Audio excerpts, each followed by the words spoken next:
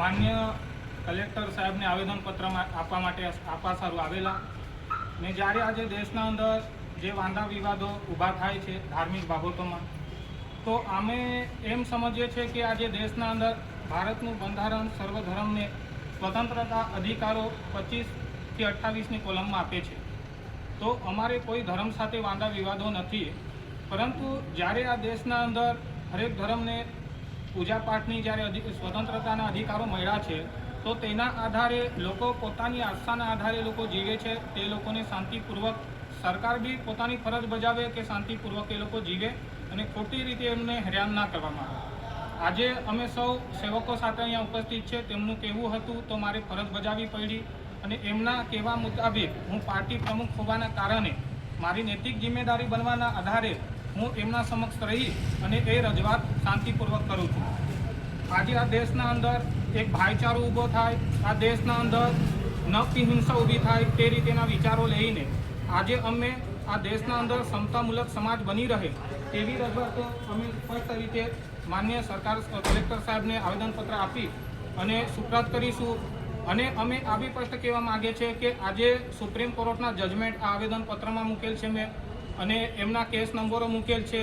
સાથે સાથે આ જજમેન્ટો જે સુપ્રીમ કોર્ટના છે તેમાં સ્પષ્ટ કહેવામાં આવેલ છે કે આદિવાસી અનુસૂચિત જનજાતિના આધારે એ લોકોની સામાજિક રીતે માનવામાં આવેલ છે, ના કે ધર્મ આધારે. ધર્મ એક પોતાની આસ્થા છે, જેમને એવું યોગ્ય લાગે તે સુખ માટે, એમના સુખ શાંતિઓ માટે ધર્મની પૂજાપાઠ કરી શકે છે. તેમાં તે સુપ્રીમ કોર્ટનો જજમેન્ટ છે, પરંતુ આદિવાસી કોલમ જે અનુસૂચિત જનજાતિ કે પછી અનુસૂચિત જાતિ તે કોલમની માન્યતા જ અલગ રીતે છે. અગર કોઈ વ્યક્તિ આદિવાસી ગમે તેમ ધર્મ પાળે તો એમની કોમ ધાર્મિક રીતે નાબૂદ નહીં થઈ શકે. તે રીતે મારું કહેવું નથી, સુપ્રીમ કોર્ટની સ્પષ્ટતા આ ગાઈડલાઈન પ્રમાણે આમાં સ્પષ્ટતા આપેલ જ છે.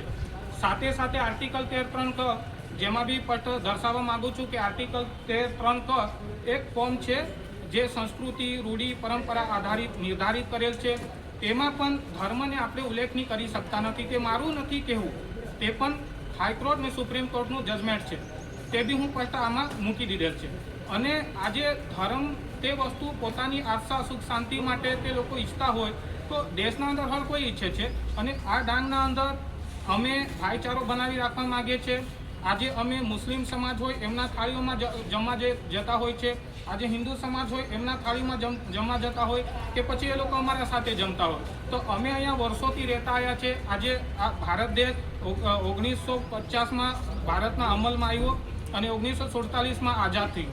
1950થી હવે 76 આઝાદીને 76 વર્ષ થઈ ગયા, સ્વતંત્રતા મળી અને અમે ભાઈચારો બનાવી રાખેલ છે. આજ સુધી અમે હિંસાની પ્રવૃત્તિ કરેલ નથી. તો આ બહારના લોકો આવીને હિંસા પ્રગટાવવાનું કામ કરે છે. અને 1998માં જે વિવાદ ઊભો થયેલો અને ધાર્મિક રીતે જે ઉશ્કેરણી થઈને પછી અહીંયા ભાઈ બંધુઓમાં જે નાબૂદી ઊભી થઈ અને ભાઈ બંધુઓમાં જે ખૂન ખરાબા થયેલ, તેવા ખૂન ખરાબા ના થાય તેના માટે હું તટસ્થ પગલાં માન્ય કલેક્ટર સાહેબને કહેવા માગું છું કે તમે તટસ્થ પગલાં ભરો. અને દેશના અંદર જ્યારે બી આજે ચુનાવી ક્ષેત્ર આવતું હોય, એવું નથી કે બીજેપીને વોટ મળ્યા નથી, એવું નથી કે કોંગ્રેસને વોટ મળ્યા નથી, એવું નથી કે બીએસપીને વોટ મળ્યા નથી. હરેક ધર્મએ હરેક વ્યક્તિ નેતાઓ હોય પણ તેને વોટ આપવા માટે ક્રિશ્ચન સમાજે વોટ આપ્યા, હિન્દુ સમાજે વોટ આપ્યા, મુસ્લિમ સમાજે વોટ આપ્યા. તો પછી એક નેતાની બી નૈતિક જિમ્મેદારી બને છે કે આવા હિંસા અને ઉગ્રતા ઊભી ના થાય એને રોકવાનું કામ કરે, ન કે હિંસા પ્રગટાવવાનું. હું અહીંયા લાસ્ટ સમય બોલવા માંગીશ. અમે છેલ્લી પ્રાર્થના કરીશું ભારતીય બંધારણના માધ્યમથી. આજે બાઇબલ પવિત્ર ગ્રંથ છે, તો એમને માન્યતા આપી છે દેશના બંધારણમાં પ્રચાર પ્રસાર કરવા માટે, પોતાની સ્વતંત્રતા ઊભી રાખવા માટે. તો આપણે છેલ્લી પ્રાર્થના અહીંયા કરીશું. સાથે સાથે તમે વચન બોલવા માંગતા હોય તો બોલી શકો છો. તો છેલ્લી પ્રાર્થના જે આપણે આકાશ મારા બાદ તે આપણે સ્ટાર્ટ કરીશું. ચાલો રેડી કરીએ? નહીં કરીએ ને? હા, વચન વાંચી લઈએ આપણે. વચન વાંચીએ આપણે. આજે અમે કલેક્ટર માન્ય કલેક્ટર સાહેબના આંગણામાં અમે આવ્યા છીએ. તો પ્રકટીકરણની અંદર વિદ્યાલયની અંદર 7 જે મંડળી છે તે લાભ દીકરાનો હું સેવક પણ છું, વત્તા સમાજ સેવકના નાતે જિલ્લા બીએસપી પાર્ટીના ઉપપ્રમુખ પણ છું. પણ આજે અમે અહીંયા ઉપસ્થિત છે કે અહીંયા બાઇબલમાં એવું લખેલું છે, યોહાન લખેલી સ્વાર્થા તેના પહેલા અધ્યાય અને પહેલી કલમમાં એવું લખેલું છે, આદિએ શબ્દ હતો અને શબ્દ દેવની સંગાતે હતો અને શબ્દ દેવ હતો, તે જ આદિએ દેવની સંગાતે હતો અને તેનાથી સગળ ઉત્પન્ન થયું. તો આજે આ જ અધ્યાયની અંદર યોહાન લખેલી સ્વાર્થાની અંદર એવું લખેલું છે 3જા અધ્યાયની 16મી કલમમાં કે દેવે એટલી બધી પ્રીતિ કરી કે તેણે પોતાનો એકાકી દીકરો આપ્યો, એ સારું કે જે કોઈ તેના પર વિશ્વાસ કરે તેનો નાશ ન થાય પણ તે અનંત જીવન પામે. અને બીજું કે યશાયા પ્રબોધકની અંદર એવું લખેલું છે કે પ્રભુ યહોવાનો આત્મા મારા પર છે, ઉત્તમ વાતો કહેવા સ્વરૂપ તેને મને મોકલ્યો છે. આ પ્રમાણે આજે બાઇબલના વચન અનુસંધાન આપણે સ્વતંત્રતાનો અધિકાર છે ધાર્મિક ક્રિયા કરવા માટે.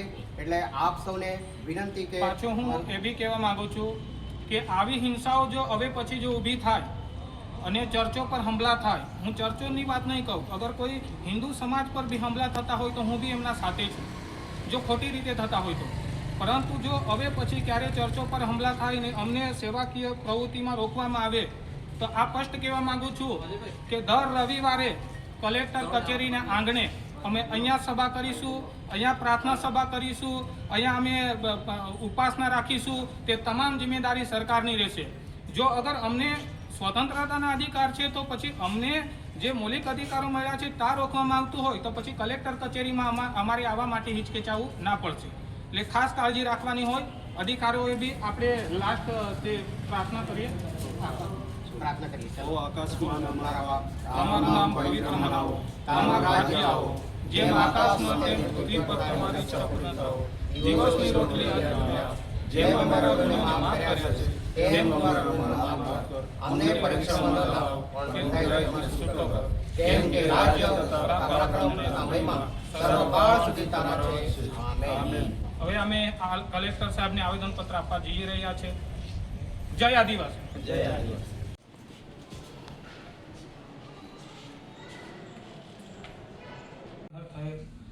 અને એને એ પાછું રિપીટ ન થાય એના માટે ઘણા અમે પ્રયાસ કર્યા અને એના કારણે આજે આ બધા સેવકો છે, પાસ્ટરો છે, તો જે વારંવાર એમને હેરાનગતિ કરવામાં આવી. અમારે કોઈથી વિરોધ નથી. અમે હિન્દુઓ સાથે જમતા છીએ, મુસ્લિમ સમાજ સાથે એક સાથે જમીએ છીએ, પણ બહારની જે કોઈ ઉશ્કેરણી કરાવી અને હેરાનગતિ કરવામાં આવે છે તો એ વસ્તુ યોગ્ય નથી. અમને એવું લાગે છે.